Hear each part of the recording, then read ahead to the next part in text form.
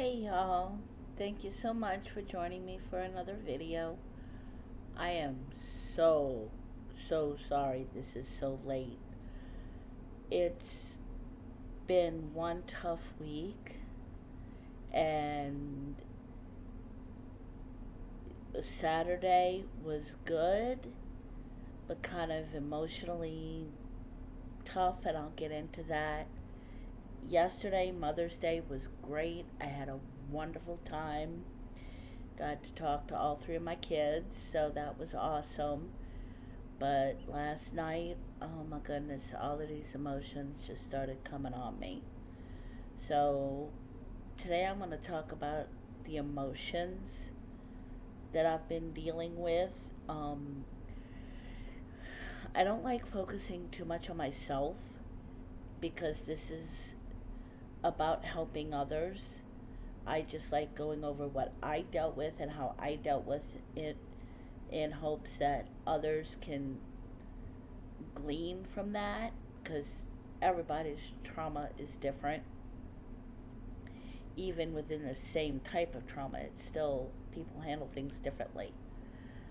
But I'm going to go over what I've been through going through the past couple of weeks.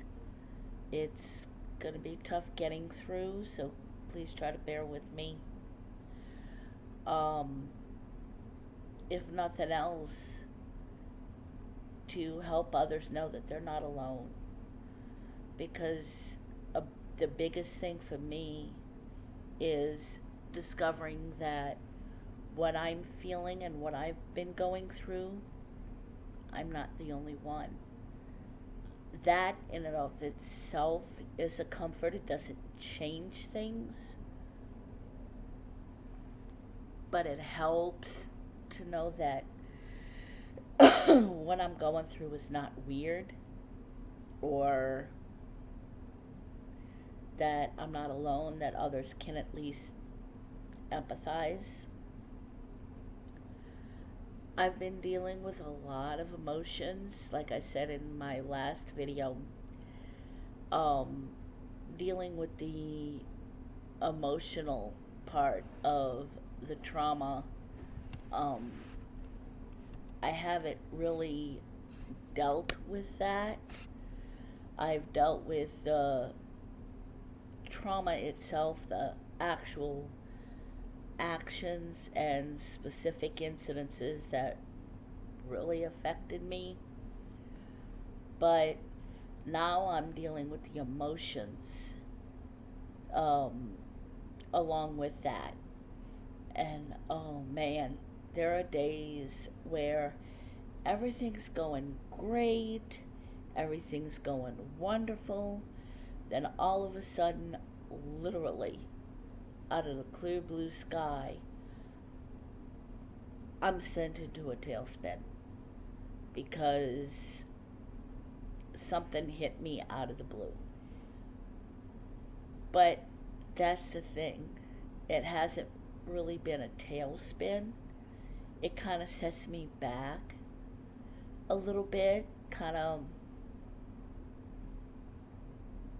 knocks my knees out, so to speak. If somebody hits you in the back of your knees and your knees bend, you don't fall, but your knees just bend and you lose your balance temporarily. That's about what it is, what's been happening for me. And quite frankly, y'all, I call that a victory, because there was a time not too long ago, maybe 6 months ago even, that if something would have hit me out of the blue, I'd have just been totally put in a tailspin. I'd have been bawling and crying and barely breathing. It would not have been pretty.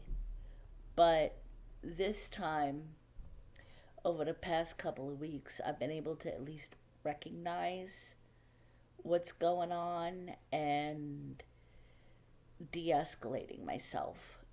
And that feels good. I mean, I wish I didn't even have to get to the point of having to de escalate myself, but it's great that I can de-escalate myself without having to call my therapist and ask for help, or um, just being in a curled up ball crying my eyes out. Um, that was nice. I think what started it is I'm going through all my ex's stuff that I've had for well over a year now. And I've been going through it, sorting through it, seeing my what may fit my boys and see if they want it. Um, and the rest donating it to charity, because I've kept it for well over a year. In fact, 14 months today. Um, and within that process, I've relayed messages to my ex two or three times that I know of, definitely. Maybe more, but at least two or three times. You know, asking him what he wants done with it. Does he want me to coordinate with my pastor so my pastor could take it to him, or what? And he never comes up with an answer. All he can seem to do is be all sad and start his waterworks, saying that he doesn't want to talk about it because he hasn't given up hope on us. Yeah, that would have meant more if we were still together, not when we've been divorced for over 6 months now. So he's had enough time, so I'm getting rid of it. I'm going through the stuff that I can use and that my sons may want, to use, clothes and stuff that may fit them. And the rest, I'm donating. And so I think in going through all of his stuff, and some of the stuff has memories attached to it. So all of these memories are coming up. So I think that's a lot of it. And it's really not a surprise, because when I first started going through his stuff, right before I started going through his stuff, when I told my therapist I was going to go through my stuff, we both figured that some more stuff would start surfacing to the top. And right on schedule as predicted, it started surfacing. And it hasn't been easy, but also some wonderful victories have happened through it. Like, I was watching a movie with my daughter. I went to go visit her, and we were watching a movie, and something in the movie, a couple of things in the movie, in fact, kind of triggered me with a trauma due to my ex, something that he did. And I was able to de escalate myself really quick. I mean, to the point to where my daughter barely noticed. She's like, "Are you okay, Mama?" I'm like, "Oh, yeah, baby, I'm okay." And I de escalated myself pretty quick. And then when it came time for me to go home, I got in my van, and yeah, that's when I started crying.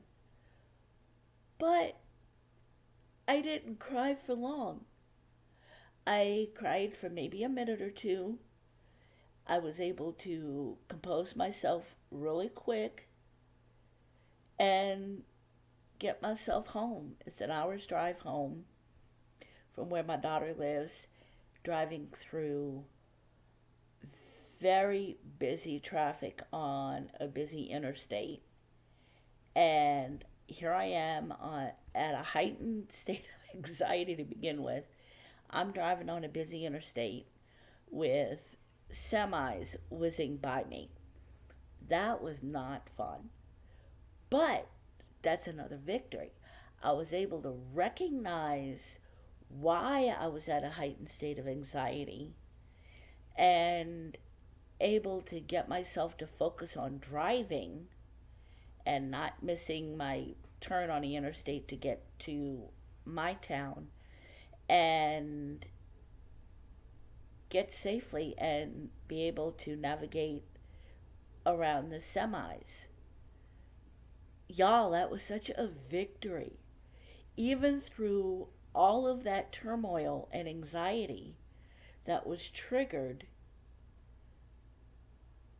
it was a victory. And that's what I want to encourage you today. Yeah, y'all, I'm all in my feels today. Um, I got a lot of things going on financially, and so I'm all in my feels. But anyway, so I may be tearing up at the drop of a hat, so don't mind me.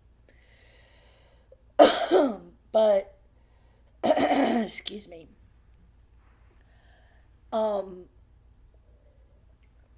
through all of this, I had those victories, and focusing on those victories kept that going to where in the past, when it was hard for me to focus on anything but the trigger, whatever triggered me, and it kept replaying in my mind.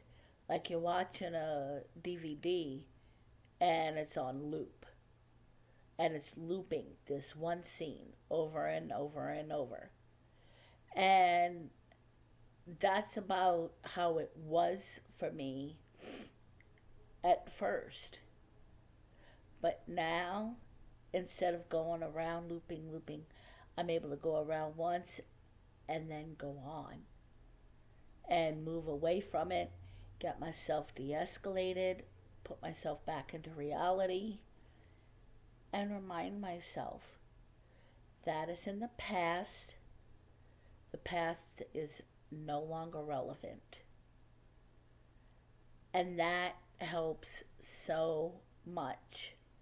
And then reminding myself that not only is the past no longer relevant, all that matters is today, because I can't control what happens tomorrow. Tomorrow hasn't come yet. And I can say, though, that whatever is in my future, my ex is not going to be a part of it.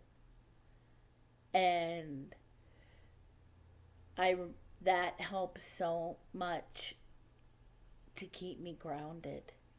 Even when lately I've been having dreams that I took my ex back, and one particular dream I took my ex back.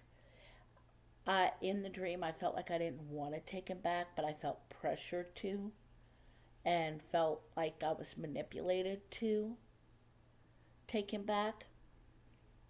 And I woke up. I was never so glad to hear my alarm, because my alarm woke me up from that dream, and I thought that dream was so real. And it's just my fears playing out, because I can tell you with 100% certainty that I am not going to take my ex back. He could change 1000%, and he could keep that change for 5 years, and I still wouldn't take him back, because one, too late. Because let's face it, it would have meant more if he'd have done all of this change while we were still together. Two, I can't trust the change, because I mean, my ex. Sorry, y'all, my hair is driving me crazy today. Um, my ex is like super good at acting. He missed his calling. If he'd have gone to Hollywood, y'all, he'd have won Oscar after Oscar.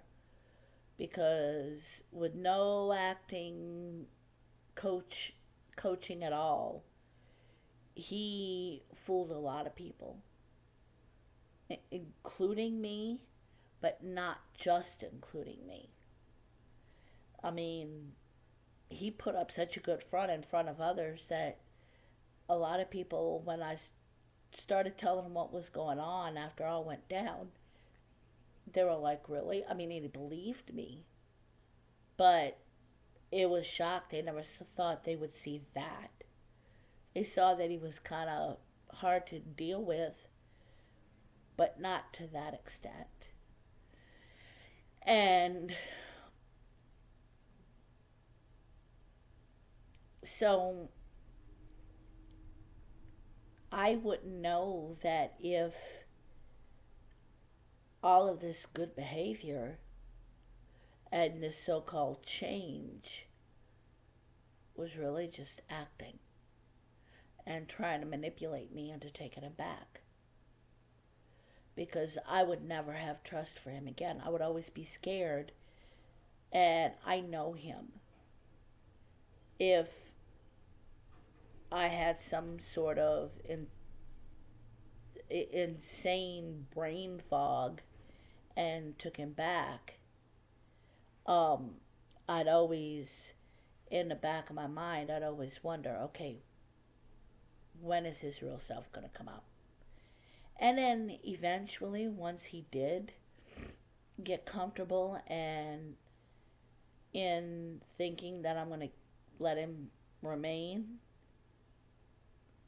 that's when he would not only revert back to the way he was, he'd get worse. Because then he would start getting mad at me for all the jail that he endured and prison, because he's got a couple of charges on him now. He just got sentenced for the domestic charges, and there's other charges that I don't want to go into as they're still pending. But he'd start blaming me for all of that, just like back in '07 when I called the police on him when he hit me on my head so hard that my ears literally rang. For years after that, up until the day he got taken away, he blamed me, saying it was my fault. I put him in a corner and he was acting like a cat in a room full of rocking chairs. Yeah, no, it wasn't my fault.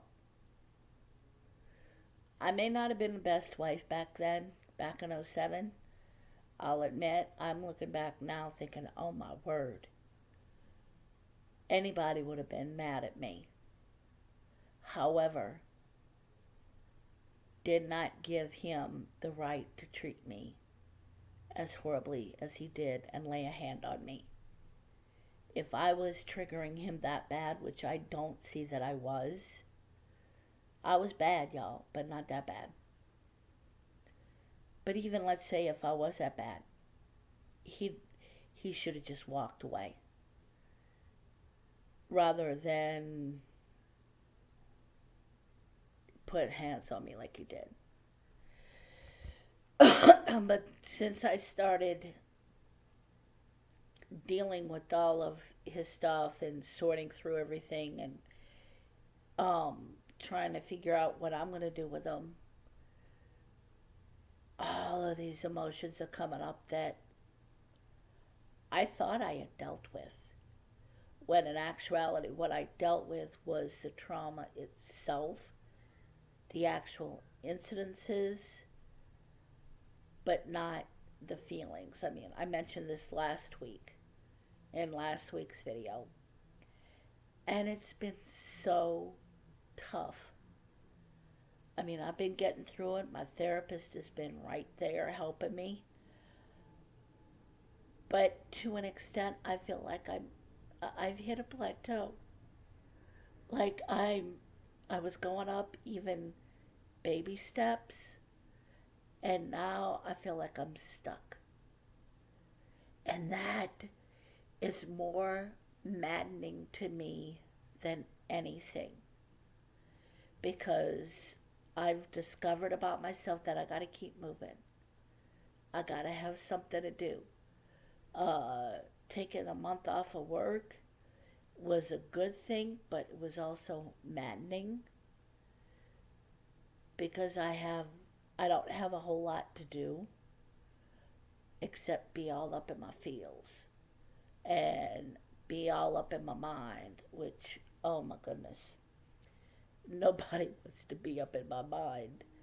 I don't want to be up in my mind, much less have anybody else even have a glimpse. Um, it's been tough. Oh, it's so worth it. Don't get me wrong. I'm not giving up. I'm going to push through. I'm going to be like those, you see those football players in drills, how they're pushing up against this big apparatus to teach them how to push through a crowd to get to the goal. It's this big apparatus. I don't know the name of it. Hopefully, y'all know what I'm talking about. They go at it full force with their shoulders, especially to push it to see how far they can push. Well, that's how I am. I'm just going full force, kind of like a bull. I've used that analogy before, but that's how I feel. I'm just like a bull that's uh, pushing his foot on the dirt, scooping up the dirt with his foot, and getting ready to charge. And that's what I'm doing. I mean, it's affecting me in all kinds of ways. Normally, I can talk really well. I've always done well in English. School was never my best time. I never did well in school. I did okay and I passed. But math, especially, was always my downfall until I got into high school. Then something clicked and I started doing well. Um, but my strongest subject was English. I always had a command for the English language. Um, I kind of tease and say I'm a grammar Nazi because it drives me crazy when someone uses incorrect grammar. Um, and so I've always had somewhat of a command for good language and expressing myself. Because of all of this, my brain is just in such a fog that it's hard for me sometimes to express what I want to say because I know what I want to say, but I can't think of the words to match up with what I want to say. I'm glad my kids know me well enough that they can almost interpret my silence. Um, so that helps. My daughter and I are very similar in how we talk, so she can pretty much gather pretty quick what I'm trying to say. And my youngest, he has a very astute command of the language, and he will actually say things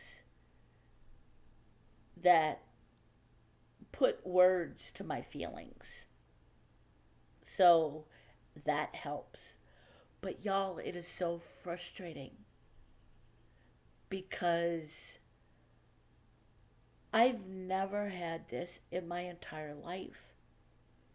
And I know it's not nutrition. I haven't been eating super healthy, but I've been eating pretty healthy. I've been trying to watch what I eat because I'm trying to lose weight. And I need more exercise, I know, but the thought of exercising anywhere does not appeal to me, and I'm not one to be disciplined enough to do it on my own, so that's something I'm working through. But so it's not nutrition.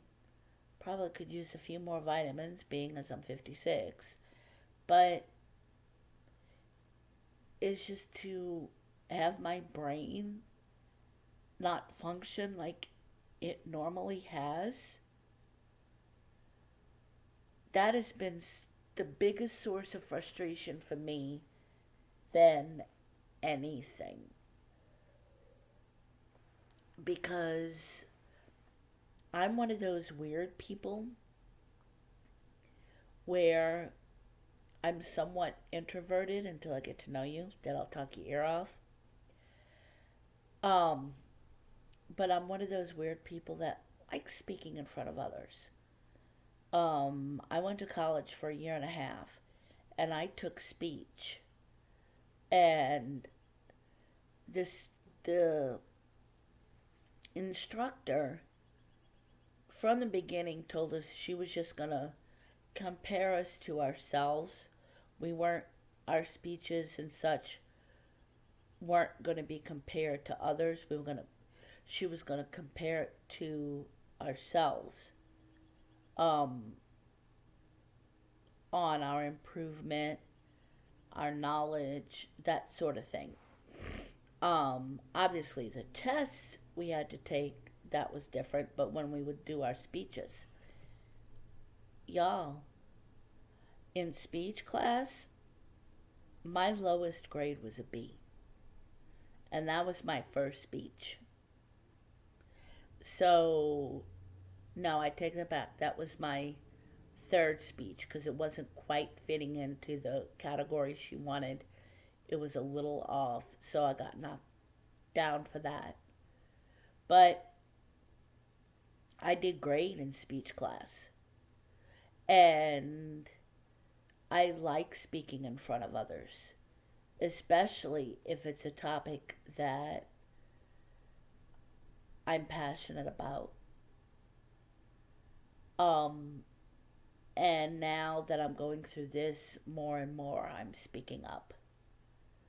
And so I've always had a command for the language and speaking. And it's difficult sometimes because I know what I want to say, but it's hard to say it. And that's where I've had to learn to give myself grace, but also to be patient with myself, because this is a normal process, because so many things are going on with my brain that, yeah, it's gonna short circuit. And going through the depression that more often than not comes with the trauma, and from being home and not being able to do too many things. And it's a vicious cycle because the less you do, the less you want to do. And so it's been a tough road. And what's frustrating is I want it to end. I want it to be done with because I'm tired of dealing with him. I'm tired of dealing with stuff associated with him. And I want to be done. But of course, it doesn't work like that. I've been traumatized by him alone for 32 years. So I'm not going to be healed in just 14 months. Be nice if I was. I mean, I'm way better than what I was. When I first started therapy, I was a mess. In fact, it'll be a year this month, at the end of this month, that I've been going through therapy. And prayerfully it won't be another year. But I guess what I'm just trying to say is learn from my mistakes. Don't try to push yourself too much. And know that just focus on the positivity, the positive, the victories, even if they're small victories. Um, this weekend, my daughter and I are planning a road trip. Hopefully, it'll work out. Um, a dear friend of ours, her mother passed away suddenly, and she's having to um, do pack up her mother's house. And so my daughter and I plan on going over there. It's out of state. It's not far. It's just like an 8-hour drive.